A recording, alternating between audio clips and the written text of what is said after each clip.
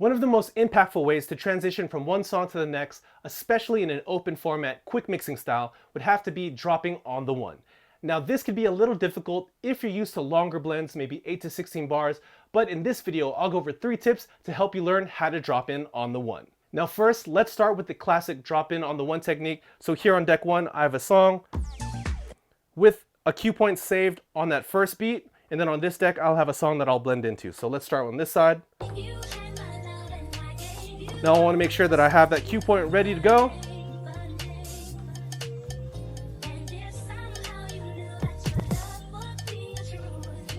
Here we go.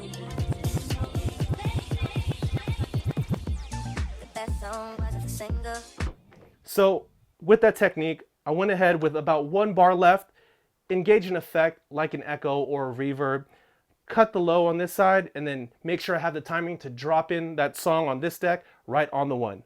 So one more time. So I don't have to do it cutting in. I could do it just hitting the cue point. Let's engage that echo.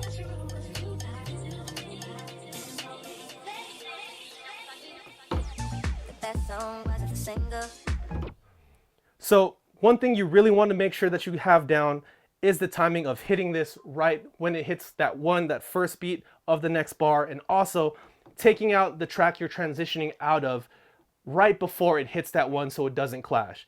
Now, using the effect makes the blend a little bit more seamless, and taking out the low just makes the song that you're bringing in a little bit more pronounced and just makes it sound like it's hitting right on time. Now, the second way that you can use this drop in on the one technique is actually not dropping in on the one at all, but dropping in on the 4.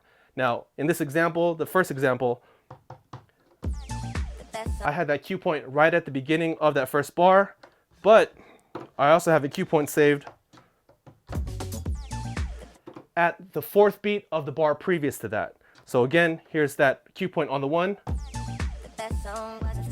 and here's the second cue point I have saved for that beat right before that one hits. So now I like this technique a lot, especially when you have something like a drum roll, like in this example.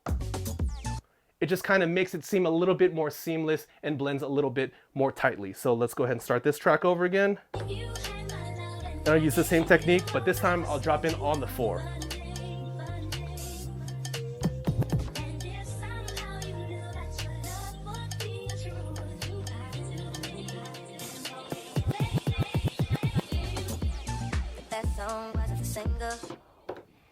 Right, and again, we can do that same kind of technique using just the cue points and the play stop button.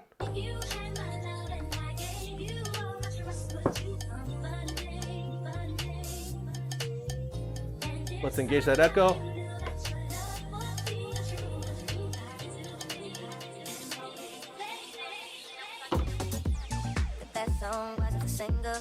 Just like that, really clean. In this case, because of that drum roll that happens right before the one, I'd probably do it from the 4 for this song. To me, it just sounds like it's a little bit more seamless, and you get that nice drum roll to introduce that next song. Now, the next tip and the last tip is dealing with the cue points, and it has to do with preparation. When dropping in on the 1 or on the 4, you want to make sure that you prep your tracks and think ahead. In this case, I have the option to go from the 1 or the 4. And just getting my songs prepped, having that cue point right at that first beat or that 4th beat before the one makes this a lot easier. And even if you don't have, the chance to prep ahead of your gig, dropping that cue point in at least before you start bringing the song in makes it a lot simpler instead of having to, pull the song back and cue it over and over again.